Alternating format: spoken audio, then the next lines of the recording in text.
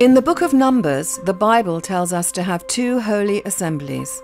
One means the holiday of Rosh Hashana, which marks the beginning of the new year. The other, to be held 10 days later, refers to the holiday of Yom Kippur, the Day of Atonement. After each of these commandments, the Bible proceeds to elaborate on the offerings to be made in the temple on these high holy days. But what is a people to do once its temple has been destroyed? That is when Jewish observance of these holidays turns to deeper contemplation and prayer, and a new genre of Jewish literature emerges, the mahzor. A mahzor is a special prayer book for the high holidays. The word itself means cycle, signifying that these days are annual milestones in our lives as individuals and as a people.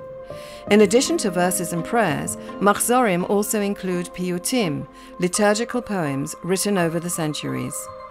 One of the earliest surviving mahzor texts is this fragment of a Yom Kippur prayer book from the treasure trove of medieval Jewish manuscripts, the Cairo Geniza, and it contains just such a poem by Elazar ben Khalil, a prominent early paitan, or liturgical poet, who lived in the 6th and 7th centuries. The mahzor was not a static text. Over the ages, the liturgy and customs of the holidays changed. In this 13th century mahzor, used in the community of Worms for almost 700 years, we can see notes of these changes made by cantors through the centuries. The Worms mahzor is richly illuminated and uses color to emphasize particularly important words, like in the prayer Al Chet, which lists 53 sins to be atoned for.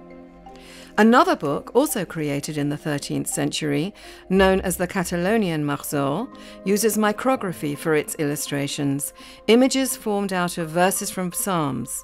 These are mostly nature scenes, but the book begins with micrographic images of temple vessels, as was traditional in the Iberian Peninsula.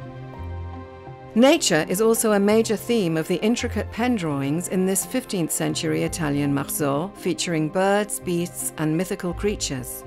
This mahzor preserves some rare prayers and hymns which may otherwise not have reached us. In one of these illustrations, God opens the gates of heaven to receive the prayers of the Jewish people, which reminds us that these days are not only about judgment and repentance, but also about acceptance and forgiveness.